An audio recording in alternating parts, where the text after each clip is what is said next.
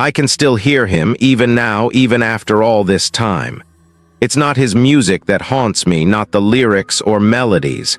It's something quieter, something that leaks through the static when the world goes silent.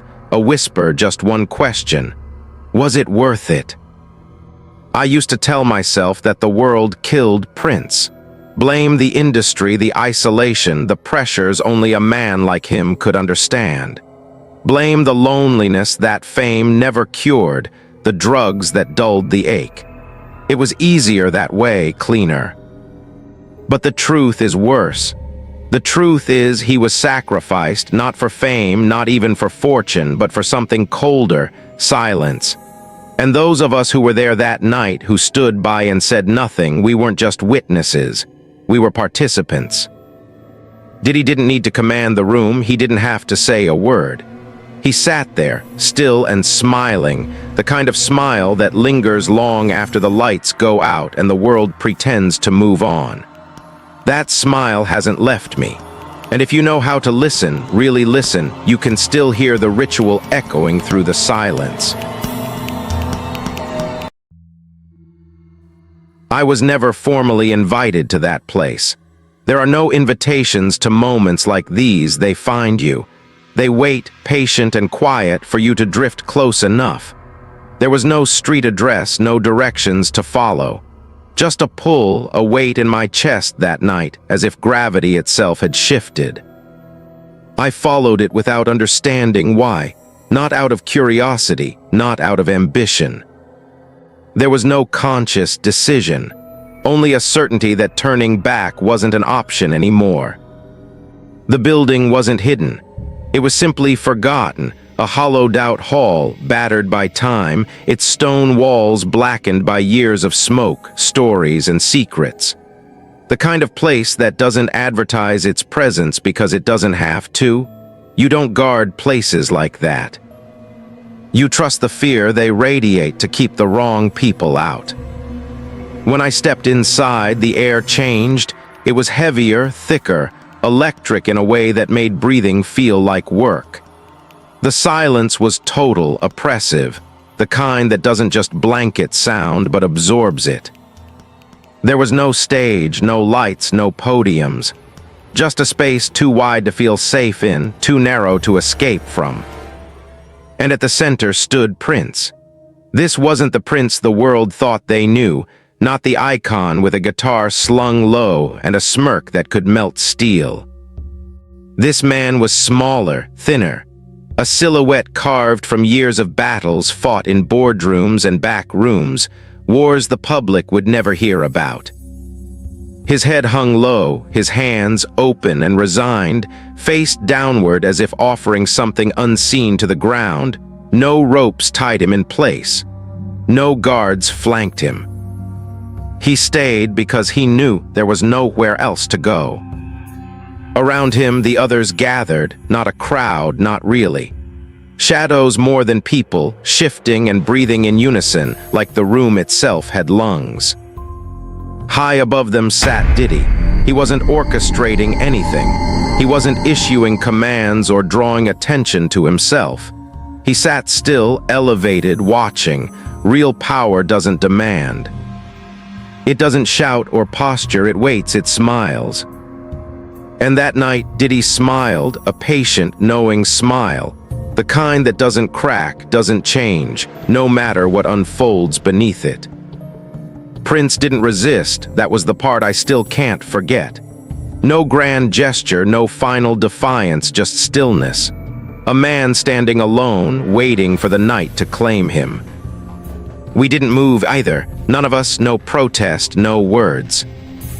Just silence, thick and complicated, stretching over everything, binding us together in a contract we never signed but understood just the same. People like to believe that silence is neutral, but it is. Silence is consent. Silence is the loudest offering of all. When it was done, the world crafted its own story. Prince died alone, they said. Overcome by the solitude he once seemed to embrace. Beaten by private demons they could name but never understand. But they didn't tell the whole story. They didn't mention that forgotten room.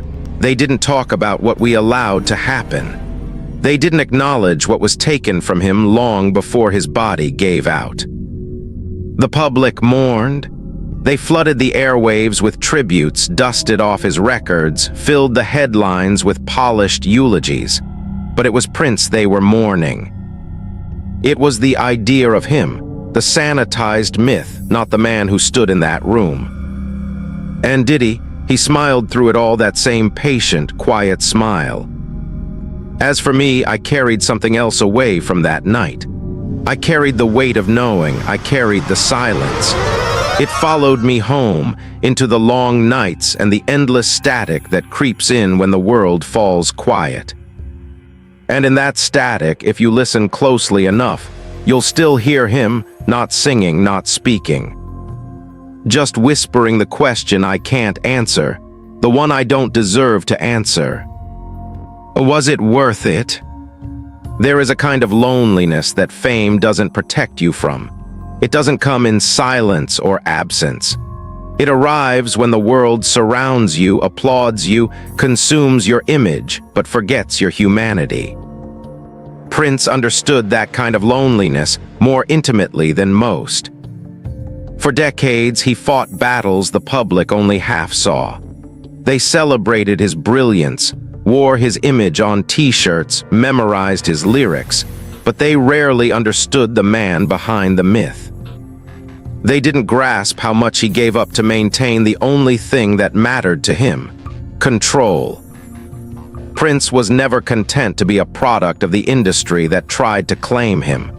Early in his career, he submitted to the contracts, to the machinery of record deals and media appearances, trusting, perhaps naively, that his genius would be enough to shield him.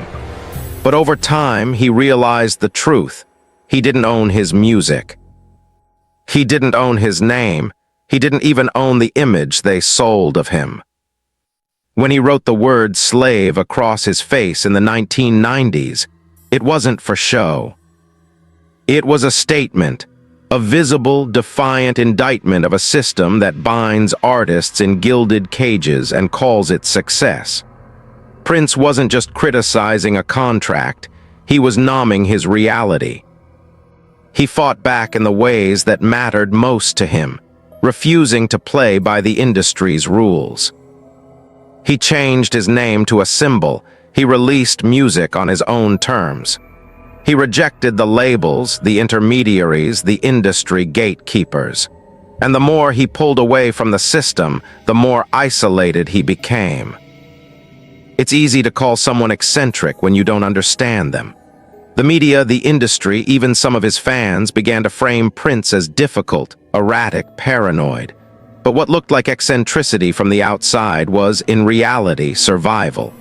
He guarded his autonomy with a fierce, almost religious intensity. He locked away vaults of music no one would ever hear.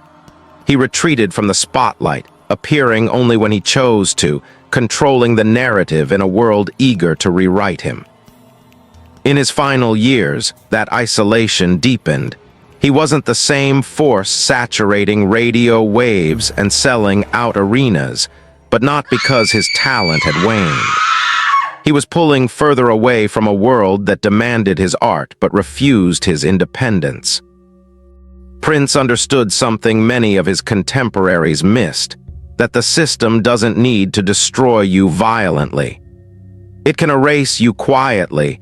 It can suffocate you under the weight of expectation, strip you of ownership, and package your rebellion into something marketable. He hinted at the dangers he faced. In interviews, he spoke cryptically about elevators, about control, about being watched. Most people laughed off his warnings, dismissing them as the musings of an artist too deep in his own mythology. But those close to him knew better. Prince wasn't afraid without reason. He was a man who had seen the machinery of fame grind others into dust.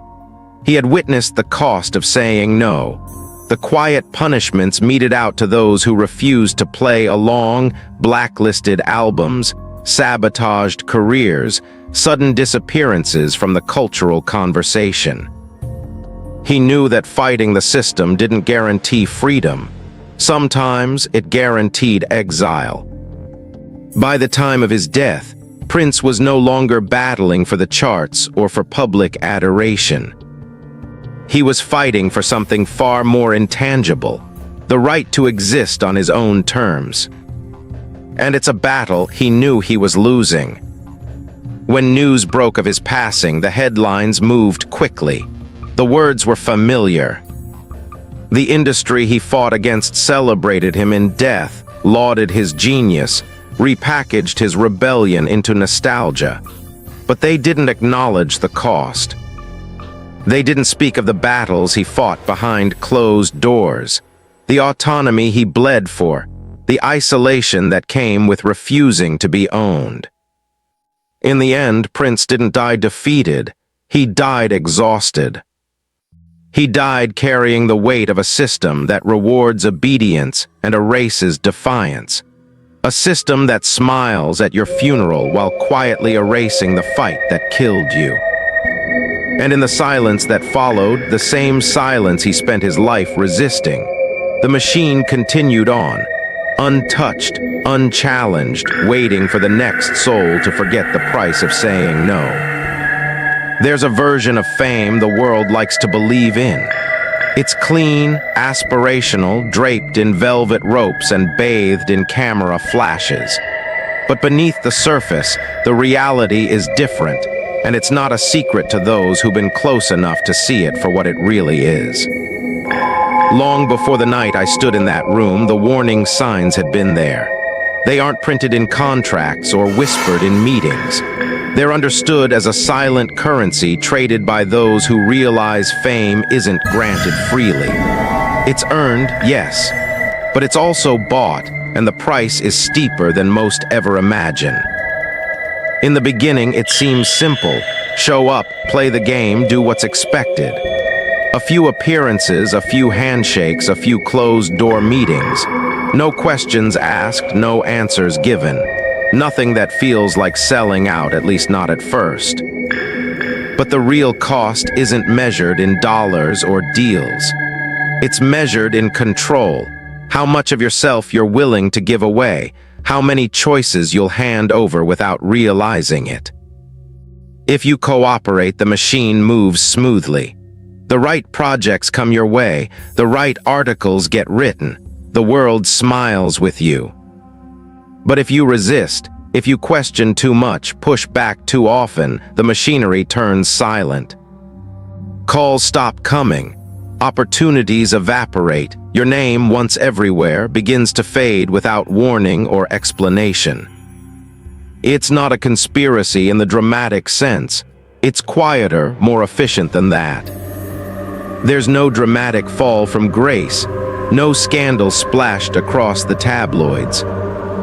Just a slow erosion, a careful erasure, until the absence becomes the only thing left. Prince understood this long before most.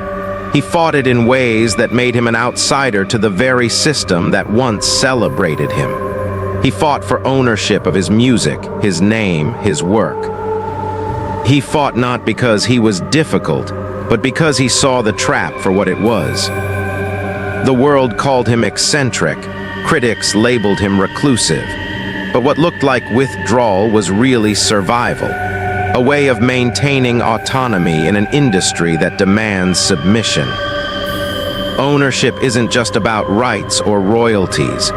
It's about existence, the ability to control not just your work, but your identity, your voice. Without it, you don't belong to yourself anymore. Prince wasn't the first to understand the danger, and he wasn't the first to pay for resisting. The system doesn't retaliate with fury. It doesn't need to. It simply forgets you.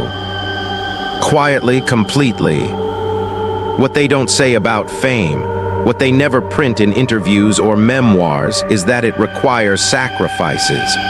Sometimes they're symbolic, sometimes they're literal. But they're always necessary to maintain the illusion that the machine works naturally. That success comes to those who deserve it. The truth is, fame needs fuel. It needs reminders of what happens when you stop playing along. It needs silence from those who might speak out. And when silence isn't enough, it needs something more. That night in the dim, forgotten room, it became impossible to deny. Prince wasn't just a man out of step with the industry. He was a symbol of defiance in a system that thrives on compliance.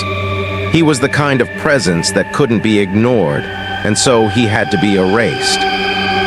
By the time the headlines rolled out, by the time the world mourned him with playlists and tributes, the work had already been done. The story they told was neat and digestible. It focused on his brilliance, his quirks, his loneliness. It steered clear of the real narrative, the one about what happens when you refuse to be bought. Prince didn't lose to fame.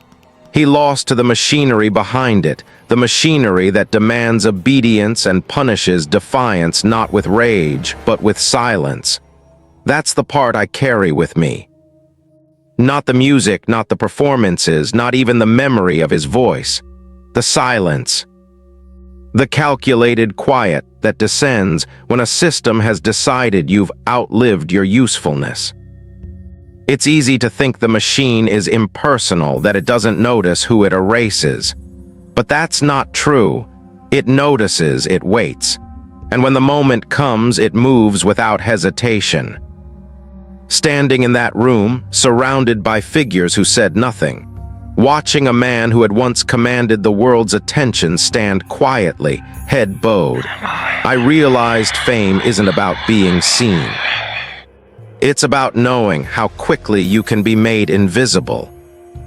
In the dimness of that forgotten room, it wasn't the shadows that unsettled me. It wasn't even Prince, standing alone at the center, shoulders heavy with battles long lost. It was Diddy. He didn't move, he didn't speak, he didn't have to. He sat still, elevated not by a throne, but by something more permanent, the weight of understanding. Not the kind that comes from success or wealth, but the kind that comes from surviving a system most people never realize they're part of until it's too late. Diddy wasn't just a man that night. He was a symbol not of fame or fortune, but of something older, a structure, a hierarchy built not on talent, but on loyalty. The kind of loyalty that demands silence, demands obedience, and rewards those willing to become fixtures in something larger and darker than themselves.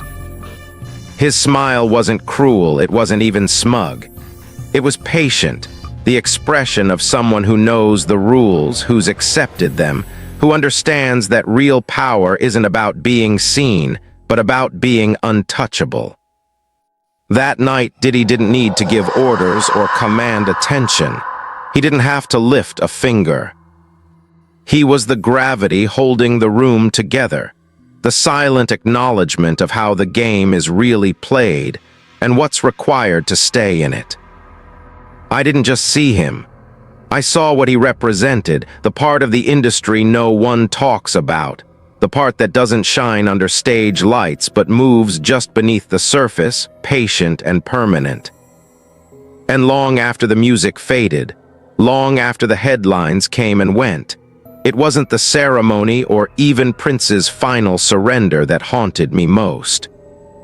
It was Diddy's smile. A reminder that some structures don't fall.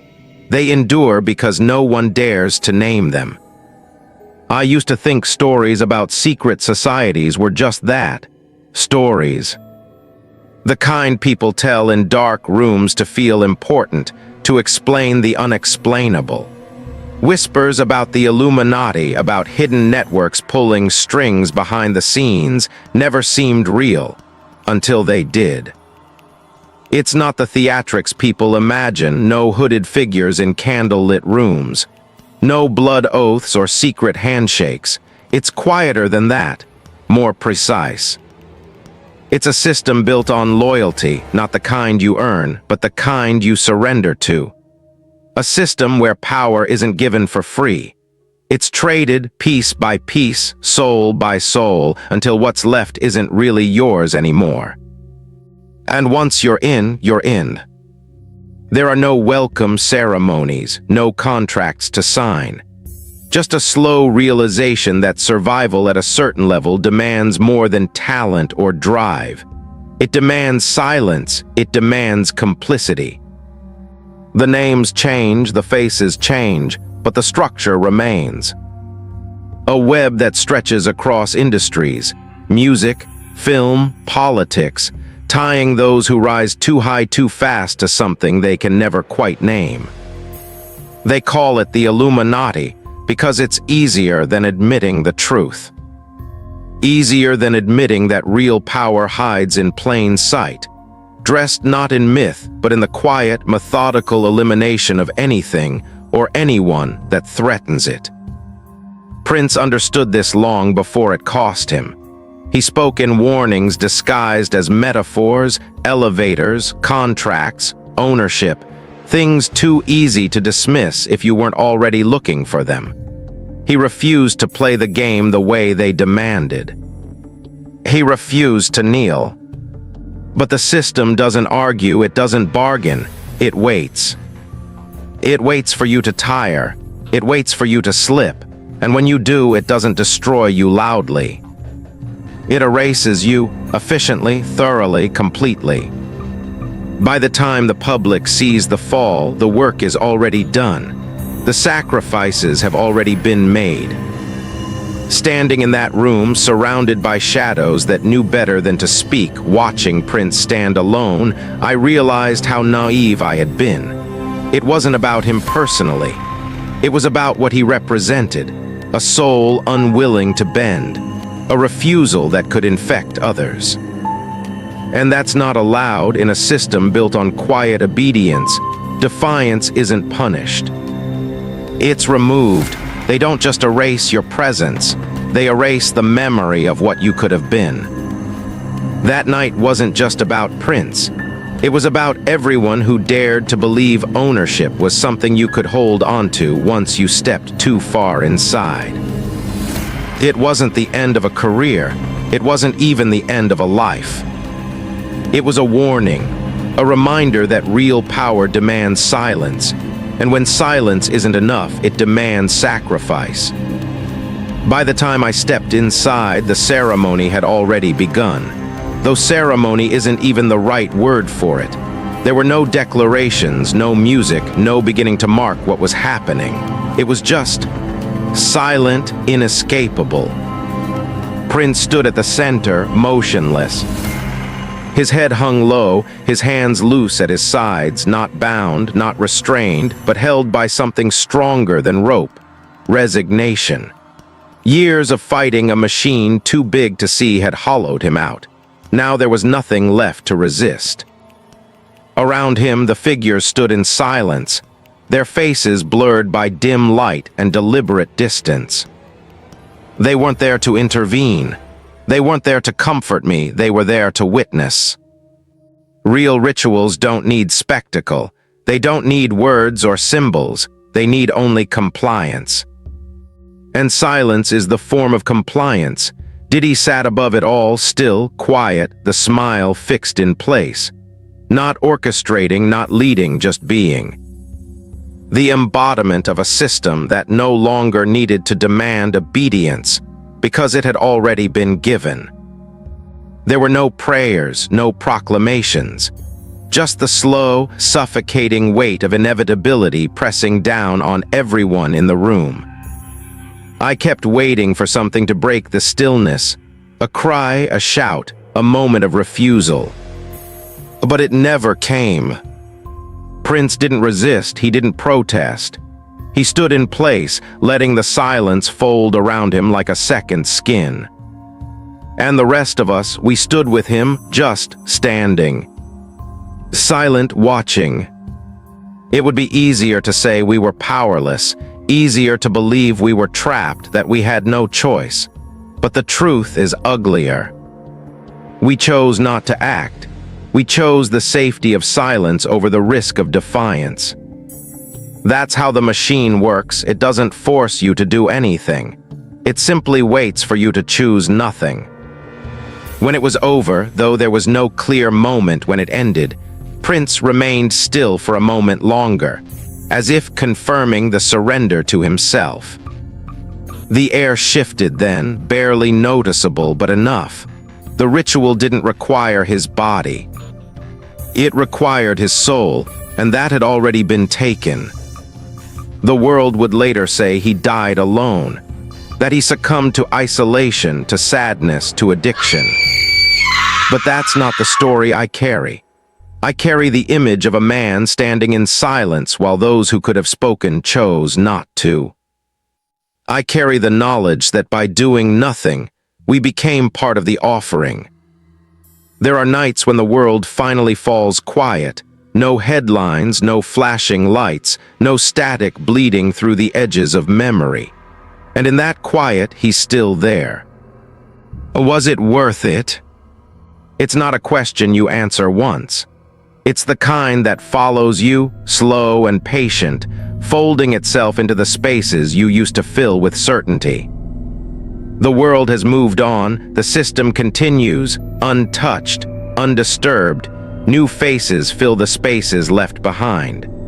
New voices rise, only to be softened by the same silence that swallowed those before them. Prince is a legend now, a catalog. A memory wrapped in tributes and playlists, reduced to anniversaries and documentary specials. What they don't see, what they refuse to remember, is what it cost him to become that. They call it legacy. But legacy is a sanitized word for what's left after the world has taken everything else. The ceremony never really ended. It still plays out, over and over in boardrooms, in studios, in back rooms with closed doors. Not with chanting or robes, but with contracts and silence, with the careful editing of memory, until only the convenient parts remain. The machine survives because people like me keep choosing not to see it, because silence is easier, safer.